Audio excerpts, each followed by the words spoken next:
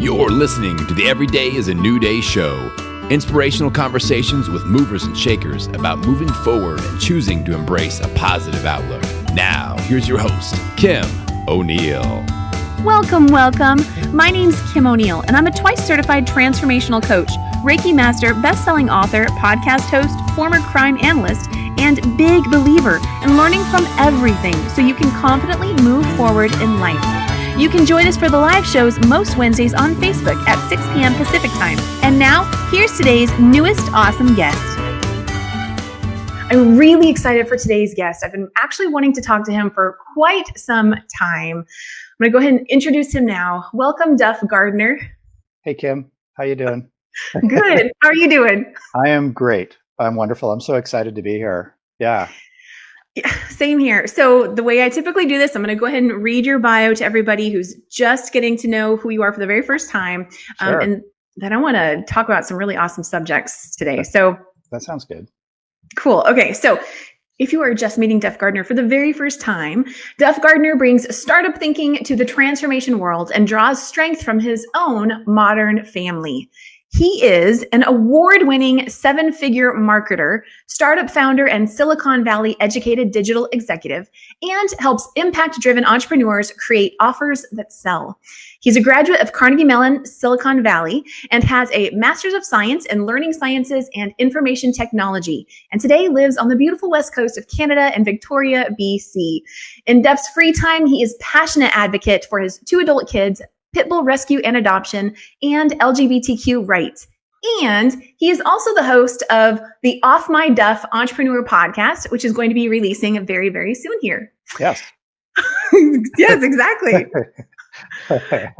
Duff, okay, let's start with, I think, the thing that's like screaming at everybody. You're an award-winning 7-figure marketer. Like, wow. Congratulations. Thank you. Thank you. How did that come about? I was really lucky. I got into marketing really early in my career.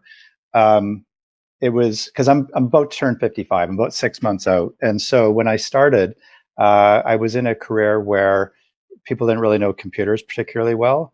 And so I got inserted into this role where I just had a lot of latitude to create. And so I had some of that success started really early, and that was running campaigns for nonprofit organizations where, first one, when I came into it, they were making like 85,000, 87, and we pushed that up over 1 million within a couple of years. So it's a lot of those techniques I learned back then, which is really about building community, and enrolling people in your vision and your mission. I learned really early in my career. And so I've just kind of rode that since. So yeah, thanks for asking. Absolutely. Well, so then I imagine you've learned a lot of the pitfalls that people can encounter as they're on their marketing journey. Yes, although I've had my own, it's not an imperfect, it's an imperfect path.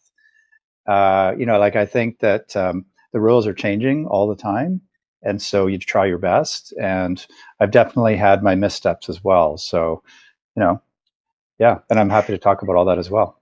Absolutely. Well, and that is one of the subjects I want to talk to you about is, or have you share with us more about is sure. This concept of resistance. And I don't want to say concept as if it's something that's just like not real. I mean, bringing it up because it's very real. I know how real it is for myself. I see it in other people I connect with. And I think here we are in 2020, ready to say, enough. We're done with the resistance. We're releasing it. And I want to move forward. And I'd love for you to talk to us about releasing that resistance and moving forward. Oh, yeah, absolutely. I'm actually writing a book right now about it. It's called 8 Digital Dragons, Expand Your Business by Slaying Resistance. So that's something I'm actually in the process of writing. So it's a topic that's kind of dear to me. I grew up in Alberta, which is kind of Canada's version of Texas merged with Colorado. So I'm very meat and potatoes. Okay. I didn't know that. Good to know. Yeah. Well, and so I would go to events and I'd meet people who are wanting to change people's lives. And I'd hear this word resistance all the time. And it initially didn't make any sense to me. And as I started to dive more deeply into it, I started to map it across to the kinds of things that I've been involved in. I have a very sort of a learning science based thought to this, because that's kind of my background, is studying learning sciences, and what having some mentors who have some really interesting point of views about learning science. And so I actually fundamentally believe that we were offline before, and I'm 54, so I'm turning 55 this year. And my generation, for sure, and for sure below me, are, you look at millennials and they're like, wow, you look at them, they're like, holy cow, they're so good at just doing things, they just pick it up and they do it. Right. And for my generation, we're like, we struggle with some of these new things. And so I fundamentally believe there's this issue is grounded in the way we have grown up in an education system that's designed to churn out factory workers. And so I have a whole sort of thought process and philosophy around why that is. Will you share a little bit more about that? Why that is? I'm glad you asked. Well, what's interesting is before the Industrial Revolution, learning was very learning by doing based. Okay. If that makes sense. Right. Yep. Right. And then the system of education was created to, like I said, and so we've kind of grown up in the system that endures. And by the way, like a lot of teachers and schools and school systems are evolving continuously to address the current realm. But today we live. So the way I think about it is this: that in system of education is very linear in nature, and we're living in a completely dynamic, networked world, which has happened really quickly in the last 20 years, 25 years maybe. And so it's very incongruent. And so when we attempt to step into something new, we get stopped by this resistance. And I believe that's where it comes from. And so the solution to that is to embrace what I think of as kind of learning by doing 2.0, which is this idea of learning by doing mapped on top of this dynamic system. And that's what millennials are really good at. They're good at just picking things up and starting and doing. And for us, it's just really different. And so I love talking about this a lot, because I think there's something to it. And I break it down even further than that when I teach people. So it sounds a lot like resistance to change, ultimately. It's resistance. So for example, there's four things. There's four things that the system of education kind of creates for us. And everybody, anyone who listens to this, it'll make complete sense. So it's like we really fear mistakes. Like it creates this fear of making mistakes, or perfectionism, memorization, abstractions, like what is an A? What is an A plus? And a really over-reliance on consuming information. And so if we fundamentally shift that to ideas like mentorship, apprenticeship, trial and error, creating little sandboxes, iterating our way through things, creating contextual goals that make complete sense to us. These are some techniques that we can embody to move anything forward, whether it's business, relationships, whatever. Like, it's just a different way of thinking of the world. And it's very congruent, by the way, with the dynamic world. And if you can connect the dots between those two ideas, you're sailing. So, yeah. Wow. What stood out most for you when you were, at the beginning of your marketing journey and learning what works and what doesn't? Was there one type of resistance that stood out most for you that was kind of a crux? And I find it all the time. Like, for example, what would be an example? Like, I'm naturally very shy, so like I will be a wallflower easily. But I had to overcome that going into the startup world, because of course you're going and presenting yourself and you're doing things. You can't really hide behind anything. So I had to learn how to overcome that. And so that would be an example of just stepping into it. I think I had this point of view that I'm just going to get started, and whatever comes is better than where I'm at that point. And there's some technical things too, which I think a lot of people can relate to. I remember my first kind of role building one of those campaigns, I remember we had this software that was going to cost us $5,000 a year, or for a license, and then $2,500 a year. And I was like, well, I can just build a little database program, which I did, which I think they even use to this day, which is like a long time ago. But I just sort of stepped into it and just said, well, I can do it. So it's an example of learning by doing, specific context, and just kind of stepping into it. Yeah. So, and I try to do that today. Awesome. Yeah. Okay. Well, I just want to give a quick shout out to our live viewers today. I see Lillian is with us. And if you have any questions today for Duff, we have a variety of topics that we are probably going to touch on. So far, we've only touched on one of them, and that's his award-winning 7-figure marketing career and what he's learned. But we're going to talk about some other really fun subjects. So if anything stands up for you, feel free to let us know in the comments. So Right. So as you're talking about this resistance piece, and knowing, of course, the resistance that I've had on my, in my journey, Sure. with putting myself, out there on the internet and all of that, for me, I've noticed a lot of it comes down to like an emotional experience. Right. What are your thoughts on that? Yeah, I totally understand that. And again, I sort of break it down to 4 different categories, but emotional, like, we're trying to build an emotional connection with our audience. Yeah. So stuff that we have associated with that kind of comes up, and so it's one piece of resistance for sure. It kind of like what I said. I can.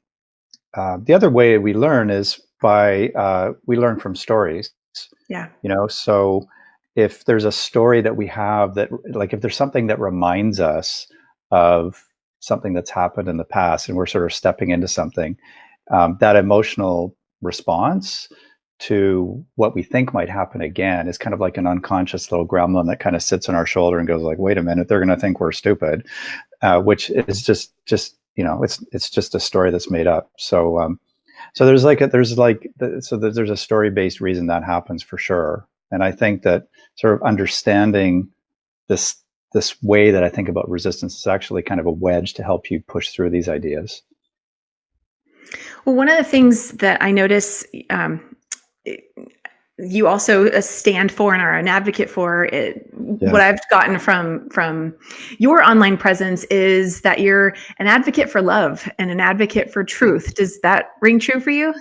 Yes. In fact, I end every podcast by saying, teach what you love and live from your truth. And I love that, because I don't think we have a lot of marketers out there who are really promoting that truth. And the value of that. And ultimately, again, pulling from my own experience, I know the more love I have within me, the more truth that I'm connected to for what my truth is, that resistance begins to soften. Right. Yeah, absolutely. Coming from a place of love. Yeah, 100%. I think we need more of that in the world. Yeah. Yeah, I think we need more love in the world. I think I learned, we have these experiences in life, and like you and I are talking about this offline, and, it was 21 years ago that I had to sit down with my kid's mother at the time and have a conversation about we'd met when we were 18.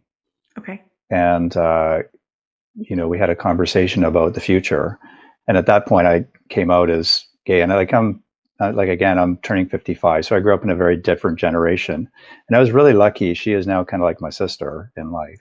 Aww. And at that point we co-created a really different kind of modern family, But one of the choices that we made at the very beginning when we had that conversation is to put love first and put our kids first, and they were probably about 1.5, 3.5 at the time.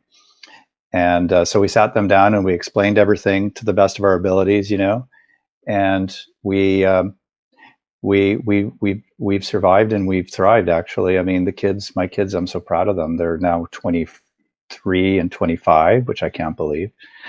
And, they've just grown up with a very modern family. And the bigger lesson I learned there is really to put love first, put your kids first, and it's really worked out quite well. Kudos to you for being brave enough to stand in your truth and share that with your then wife, and to really be able to make that transition. I mean, that's huge, and is also speaks volumes about the love that you had for yourself. Yeah, I mean, now it's funny because I live in Canada, and we've been able to marry the people we love now for more than a decade. And anyone who prognosticated the sky would fall, it has not. The sky is here, and you know, so sometimes it surprises me. We met in a context. I actually presented a little bit about this, and because I think it's because of the age I'm at. You start thinking about legacy and what you want to talk about.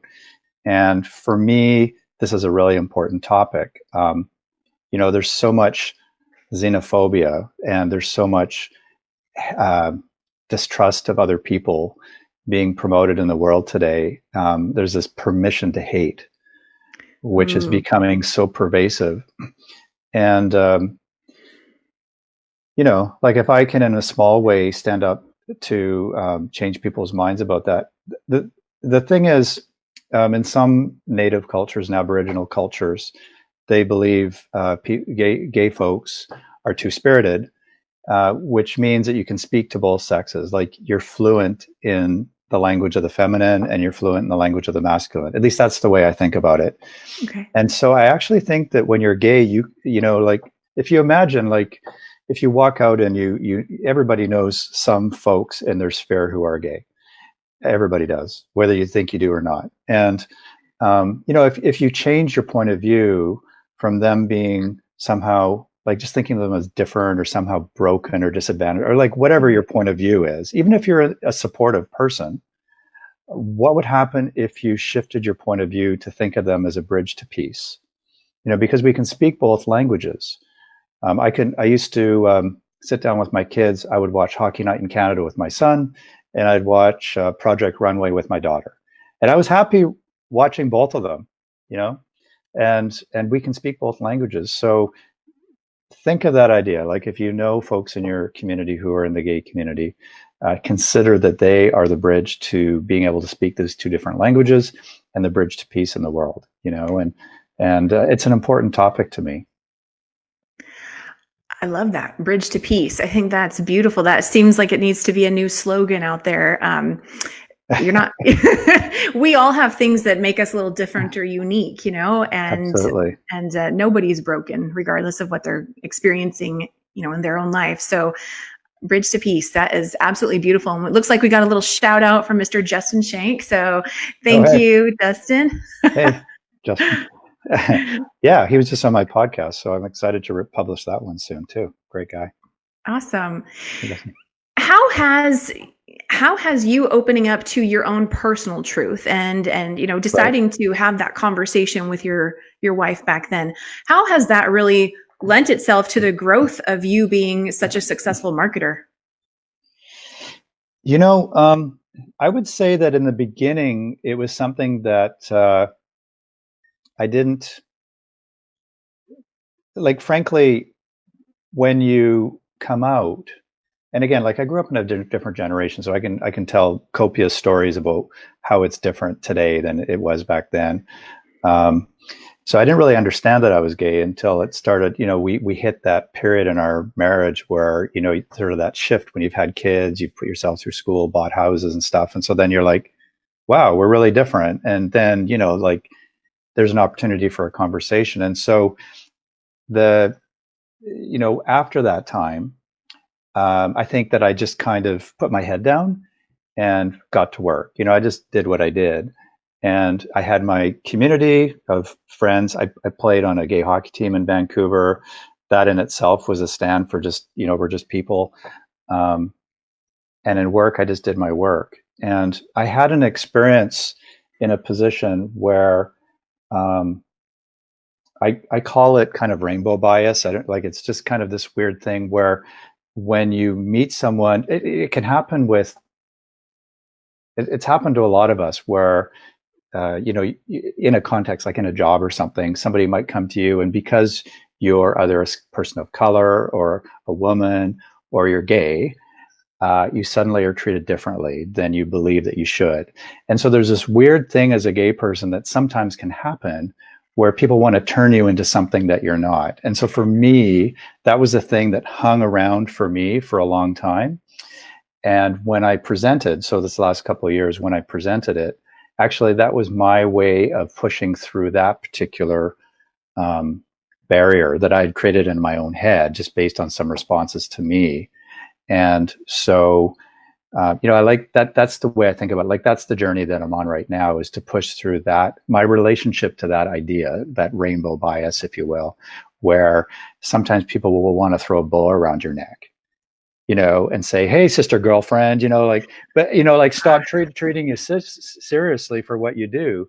Okay. And sometimes it's not a thing. Sometimes it is. And it's just when it's a thing that it can be kind of shocking and unexpected. So I feel like that's my personal journey right now. Okay. You know what? I think that's really good that you acknowledge that, because a lot of people may not realize the impact that how the other person is experiencing that, when, especially if that's not how they speak, that can be very awkward and uncomfortable. And so I like that you pointed that out. Yeah. Go ahead. Were you going to say something? Well, and it's my journey right now, but it's also led me to a point where I feel like I want to talk about it more, Okay. because in the LGBT community, there are, I live a comfortable life, and a lot of us do, obviously, but there's people who are being thrown off buildings around the world, who are being muted or sort of mutilated, killed, just for who they are.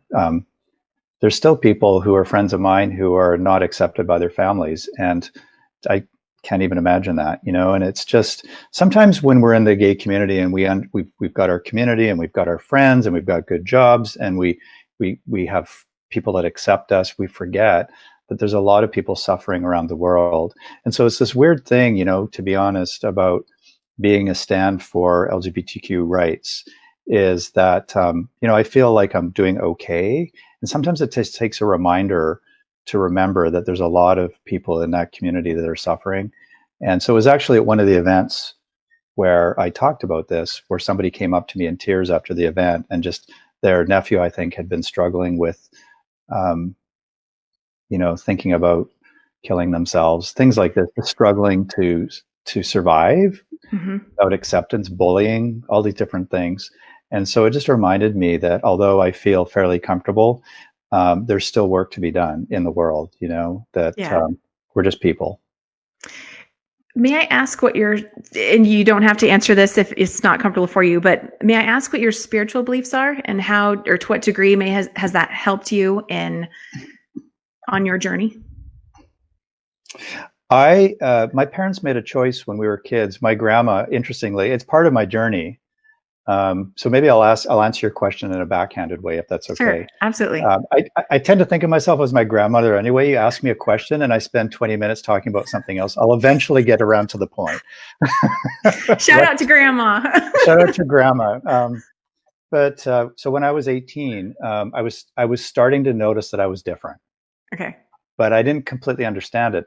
Unlike today, where there's lots of media around, I grew up in Alberta, so there was really no context for me. Okay. And I remember sitting around the dinner table at Christmas time, and my grandma was talking about the United Church of Canada and how they had started to accept gay ministers into the fold, and she was quite in disagreement with that. So she was the grandma that, would bake me pies, rub my back. I'd go and visit her after my soccer practice. If I was really pissed off at my parents, I'd somehow make an excuse to go over there and hang out with her. And I was the oldest son of the oldest son. So I could do no wrong, and yet here she was talking about how this was not a good thing. My parents made a choice for me and my brother and sister to make our own choices with respect to religion. So, and the other part to that is my mom's side of the family. My mother's mother is Jewish. They were in Denmark during the Second World War, and they had to hide. My grandma's sister was part of the resistance that helped people get through to Sweden. And so I have some, if you speak to a Jewish person, I am Jewish. although I don't practice. And if you ask my deceased grandmother, she'd say I'm still almost in the United Church, but my parents left it up to us to make that choice. And so, like I have some good friends who are part of the faith community who are also gay, and that includes the Catholics.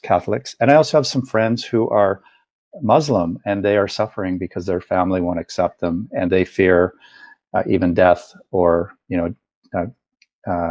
being sent out of the community for just being themselves. And you guys know who you are, just saying. And I feel awful, like it's just religion. And what I do know, I guess the message I would say is that you can be spiritual and you can be yourself, and you will find community and you will find family. What has your self-love journey been like? I think at the beginning, like if you're talking about the same topic, Maureen and I, the kid's mother, we were gray for 6 months. Blowing up your life like that is not an easy thing.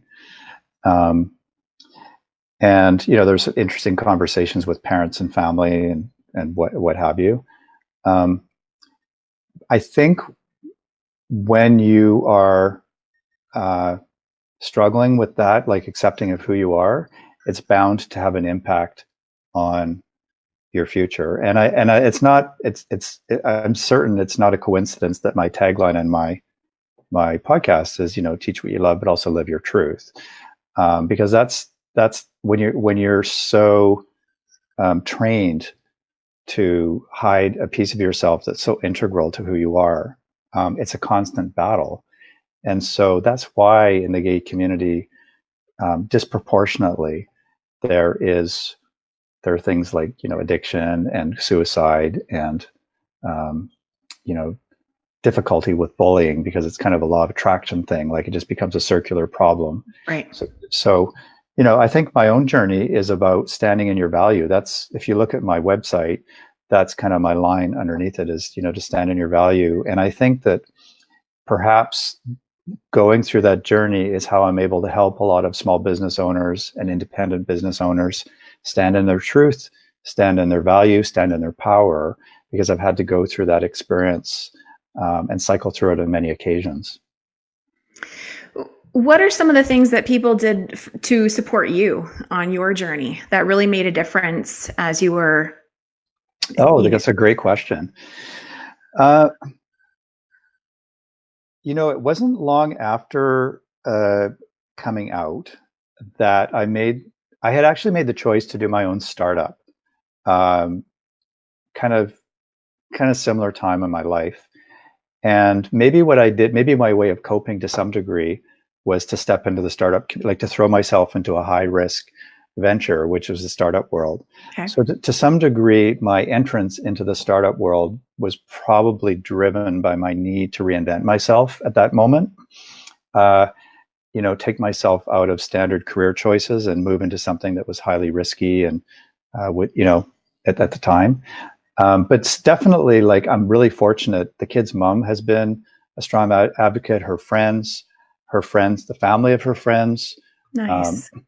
People that I meet along the way. My family's been great. I've had relationships, and they've been fantastic. So, I've been really fortunate. I know there's other people not as lucky, but I seem to have been really fortunate to just have people around me. And I mentioned hockey. I don't play right now because I'm kind of flying around all over the place, teaching and running workshops and stuff. But I used to love playing in Vancouver. There's the Cutting Edges hockey team, and shout out to you guys if you're listening. But I found playing with that hockey team, like at University of British Columbia, we call it beer league in Canada. It's like recreational men's hockey. Okay. And so there's there's probably like 100 teams in a bunch of different divisions now. And I used to play there a few times a week. Very interesting, like our team had anywhere from 1 to 4 teams in any different division, depending on who was playing in any particular year. And that was my soapbox, like you could go out and play hockey and it's just hockey, it's just competitive hockey. And it's very interesting. In all the years I played, over a decade, there was only 2 incidents where any other player on the other team said, "Hey, you fag," or something like that on the ice.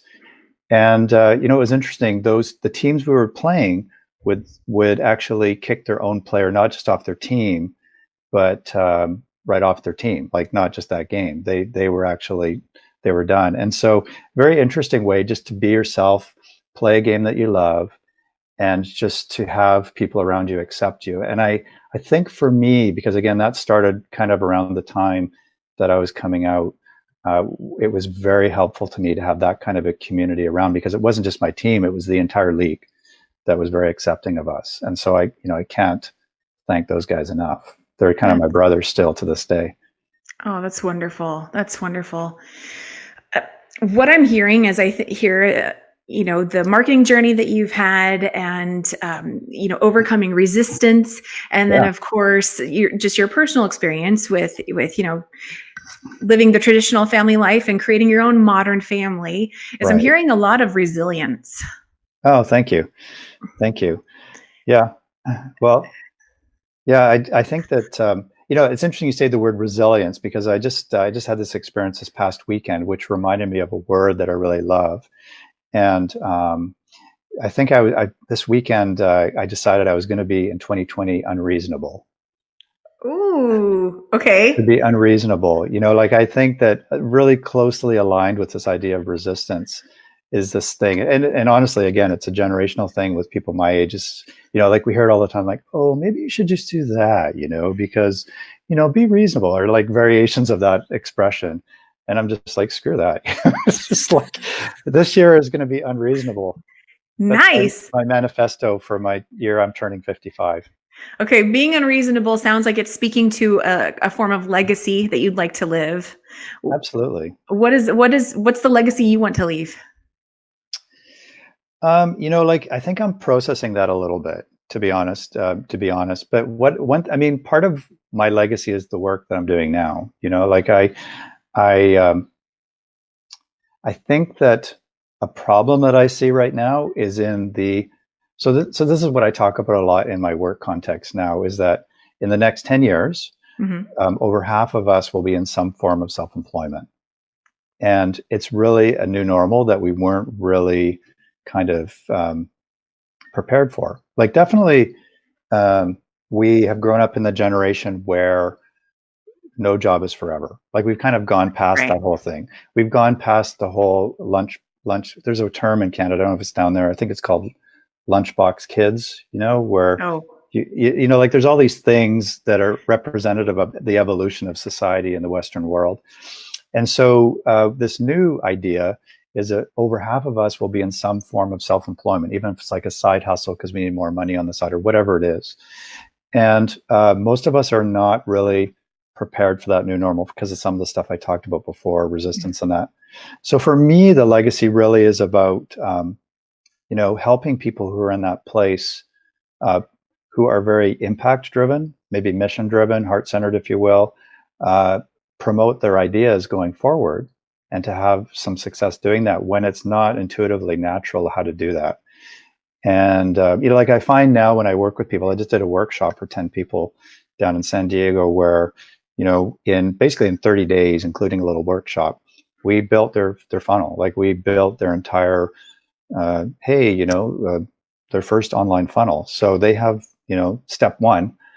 And, yet a lot of people struggle for years with things that we dealt with in 30 days. So I think that's my manifesto, really, is, this idea of resistance, this idea of standing in your value, standing in your truth. And I would say that, a lot of us, when we get into that zone, there's this word like scarcity and, hustle and trying to find clients. And we get into that real hustle, and we're trying to learn technology. We're trying to learn marketing. We're trying to learn all these new things. And it puts us in this place of exhaustion, where we're just completely energetically depleted. Mm-hmm. And so, I really love the work that I do, because it sort of brings into play a lot of the things that I've worked on in my life, and flipping it around so that instead of being driven by the hustle, you can be driven by the impact that you desire. And that's what I really love talking about and getting involved in today. For a lot of people who are in that space of stepping into the entrepreneurial world and knowing that it's really driven by this purpose they want to fulfill, making a positive difference in the world, and yet seeing, there's this learning curve, all that, like creating a funnel and then a website or an online social media presence and all these things that they are starting to fill their heads with, and I need to create this, I need to do that, and it creates a sense of overwhelm. Yeah. What do you think is the bridge? Well, the bridge is going to be you, clearly, but Right. Right. What do you think is other than you? What's the bridge to help them, get over that hurdle, to be able to, feel less overwhelmed and be able to have that love and passion that they have carry over from where they're started to when they've got all the systems in place too? Right. No, that's a great question. Like the first thing is to sort of understand what we talked about earlier, just where resistance comes from my point of view. Like that's the number one thing, is to just have an understanding, because then you're more self-aware. Right. You're more self-aware about why you're kind of stuck in the place you're at. And you realize that if you just create a little sandbox and then another little sandbox, you can move things forward. The way I tend to think about it is I call it startup thinking.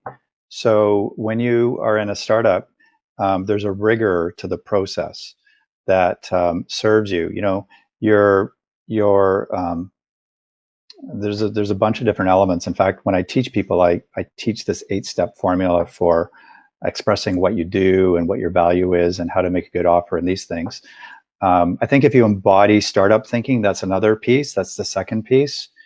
And like when you're thinking about marketing, one thing that I definitely have noticed is there's kind of a common theme. If you look back 10 years, it's really been kind of the wild, wild west of marketing. Like there's some people who have been incredibly successful at marketing, built some huge enterprises using this idea that I tend to think of as irresistibility. Like the word irresistible is a word that's super prominent and central in the marketing of these folks' businesses. And I think for new entrants and for people who are coming into it now, it's different. There's a lot more people doing it, more people who understand how to do online marketing. It's a much bigger marketplace, more people in it. This idea of irresistibility has become a rabbit hole. It's a little bit of a trap in itself. So, for example, if I just the word itself, when I say, wow, I've got to create marketing material that's irresistible, in other words, I want people to lean in to what I'm creating, then what that does is it sets you up to try to come up with a perfect message. And so when you're trying to thread the needle, as it were, if you play football, you know what that means. It's like trying to throw the perfect pass as a quarterback through a whole bunch of defensive backs to hit your receiver. And the chances of that are, you can do it. It's just a difficult thing to do. So when you try to thread the needle or make that perfect message, inevitably people see through it, and the marketplace or your ideal clients will tend to dismiss it. Your numbers are suppressed because you're not being real. And then what happens, the third piece to that, is the internal resistance builds up. Just like we talked about, you're like, wow, people don't like me. Something's wrong with me. What's going to happen? And then that just becomes a circular problem. And I think there's some very intelligent, very smart people with some great ideas in the world today. And it's just they have to rethink this idea of how do I want to occur in the world in order to attract people to me. And so that's kind of what I'm trying to embody. And that's what I try to impart upon the people I work with. What would you say is the first step to really connecting in with how to be irresistible, but yet at the same time, be authentic, be real, and make that connection with your audience? Right. That's a good question. Well, I don't think there's a short answer to that. Like, I think the idea of being real is if you're going to get if you're playing the game of being an impact-driven entrepreneur, you definitely have to learn to get in touch with who you are. You have to learn to get in touch with who you are, and that's a winding path. Everybody's got their journey. It's going to take a different time. But what I could say to that is, and I teach this with my clients. It would like I can give you that. So it's kind of like this thing where you've heard this, Kim, too. People say you have to know your niche. You have to know your target market. Like, who is your target market for this thing? And so that's really old school marketing. Here's the way it is in an influencer driven world today. And I call it kind of my 5-step influencer system. But basically what it is people will evaluate you in different ways. So for example, I'm going to use Oprah just because she's coming to mind. Do you follow, like, why do you follow Oprah? Or why do you follow Ellen? Pick whoever you follow. Why do you follow them? And there ends up being 5 different ways. Okay. So you might follow someone because however they speak to you as their ideal client, it just lands. Like whatever they're saying lands. Like this, like they're in your head. And so on the other side of that, if you're in people's head, you know exactly what they're thinking. That's perfect. So that's number one. So that's the number one element. The number 2 is, what is your system? So some people like Gartner Group Consulting comes to mind. They have something called the Magic Quadrant system. That literally is the thing that helps them attract clients, but also map out for prospects how they can solve their problems. So whatever your system is, sometimes that's how people engage with you. The third one is your personal journey. That includes both your authority journey, like why do people flock to you because of what you've accomplished, but it's also your story of vulnerability, like what happened to you and you're like, how did you overcome it? How were you resilient? Like, what's your journey and how did you get there? That's a really important way to emotionally connect with people. Yet for other people, that doesn't matter so much. They're more interested in your system. The fourth one is how clearly you articulate the transformation. How clearly you articulate the experience of going from, homeless and living under a bridge to a multimillionaire, for example. And then the fifth one is something kind of what I call the premise. And that's why TED Talks are so important, which is, like some strong, perhaps counterintuitive point of view. Education is killing our children, which I don't necessarily believe, but something strong and something that evokes emotion that gets people engaged with what you're talking about. So those 5 things, you'll find that if you evaluate who you follow, you'll find that you follow, like take Oprah, based on any combination of those 5 things. And so as someone who's stepping into marketing, what you should be asking yourself is, how am I valuable? And how am I unique? And if you look at those 5 things and you kind of evaluate yourself based on those 5 markers, you can help to kind of sort out those things. And that's how you want to start trying to occur to people with your marketing and being, and that's how I think of being sort of in your truth, working through those 5 elements and then being able to express those in a way that's authentic. Thank you for sharing those. I know that one of the things you talk about is creating offers that sell, and it sounds like you pretty much just highlighted several of the key elements that would support creating an offer that sells. Right. Well, I'm glad you asked me about that because, like, I have a bit of a unique take on offers. Oh, so, okay. Yeah, I mean, I hear people talk about offers. I'm in a micro summit this week, and people talk about offers in all sorts of different ways. So what is an offer? I have a very startup kind of thought process around it. So in my career, my first startup, we won the Canadian Financing Forum. It's where you go and you stand up in front of 300 venture capitalists and express, you have 5 minutes to get people to invest in your company. Okay. So I'm not up there trying to be irresistible I'm trying to be investable. So this idea of being investability, putting yourself out there so people know, like, and most importantly, trust you to do what you're going to do for them is incredibly important. And so that was a form of an offer. In other words, the people I was speaking to were investors, and I was promoting my startup. The goal was to get them to invest in my company. Right. When people are trying to sell programs, training, masterminds, what have you, they step into this idea of irresistibility, like I was talking about earlier. So I can give you the structure of an offer. Like I can give you the structure. There's like 10 points you gotta make sure you gotta have. But what I like to focus on is what I learned in that experience, which is how do you become investable? And so there's an 8-step process I take people through, which is more than just like, what do I say to get people interested in buying my stuff.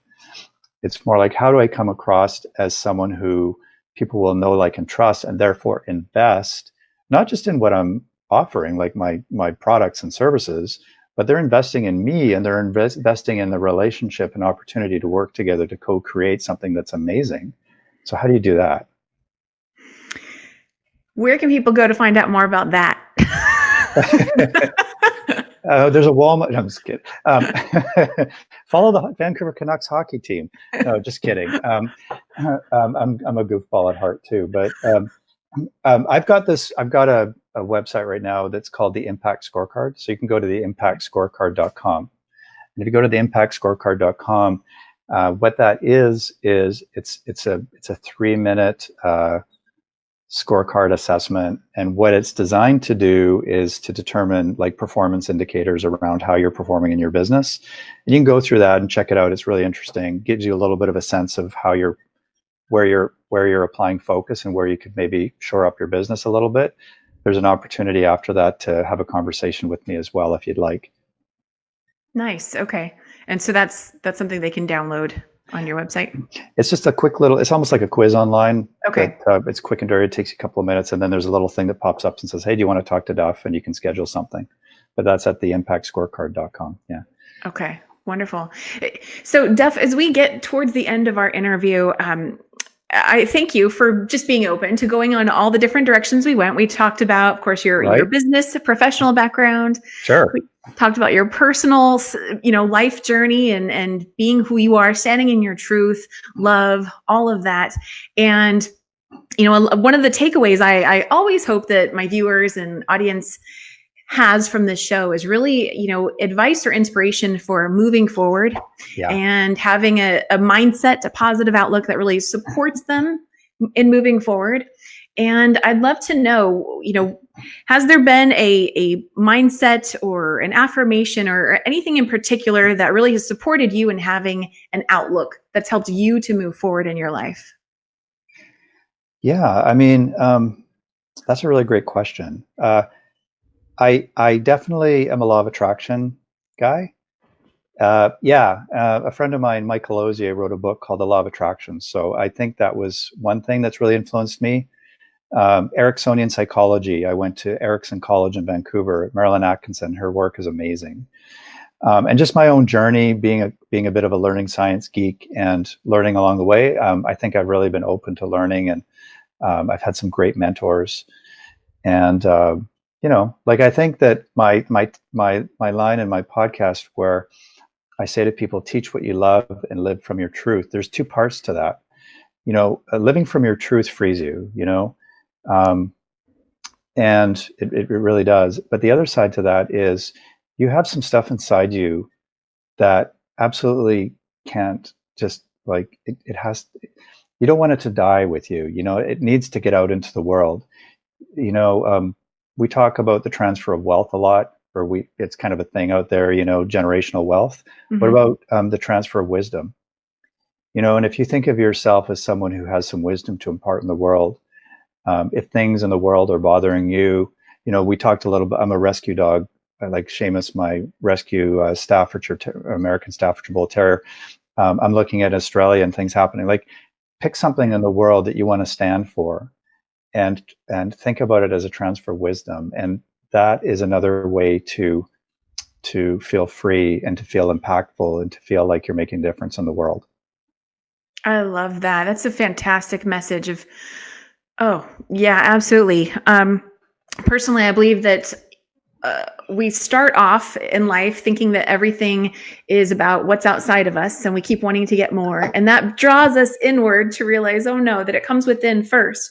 Right. But to me, the next step is once you've gotten to that place where, you've deepened your own sense of self-love, what your truth is, how to stand in it and be it. Just like you said, the next thing is to impart that wisdom and share it with others, and to be that messenger and that light for others. So thank you for sharing that. And to be honest, Kim, I've been so excited to come and chat with you. Even just the topic of your show, Every Day is a New Day. I happened to be in a workshop this weekend where I was I was working from 7 a.m. to midnight. And then so I had about 3.5 hours sleep for 3 days. I was very tired. And so just the topic of your show inspired me today. So it's interesting. Like there's small steps that you can do, small things that you can do to inspire others in their experiences. And so, yeah, thank you. I'm honored to be on your show. Thank you. Well, I am so glad we finally did this because you have inspired me through your social media presence. And you just briefly mentioned, for everybody watching, you just briefly mentioned this video series that you've been doing this week. And I caught some of that and I was like, ooh, he's giving so much juicy, good stuff here. So if you're an entrepreneur, you're a marketer, definitely check out Duff's social media profile on Facebook and, absorb some of his wisdom that he's sharing right there. It's really wonderful. Oh, thank you. Thanks, Kim. Thanks for the shout out. Absolutely. So where can people connect with you after today's interview?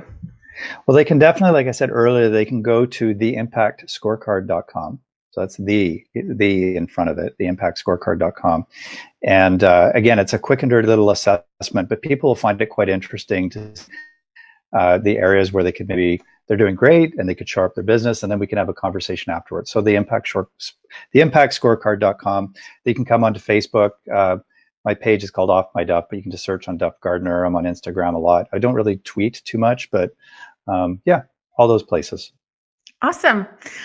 Wonderful. Well, again, thank you for being here today, Duff. I really enjoyed our conversation, and I appreciate you allowing me to touch on all these different aspects of who you are, because every single person, we're so much more than just, this one thing that we do or this one relationship we have in our life. And I think when someone's able to really combine all those things together and paint a more complete picture of who someone is, especially someone that's been successful like you have, it's just it's that much more inspiring for others. So, well, thank you, Kim. We need people like you spreading the world and spreading your positive message. So thank you.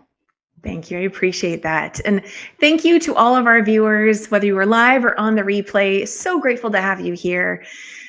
Please remember that wherever you are today does not have to be where you are tomorrow. I want to highlight something that Duff said earlier about being a bridge to peace.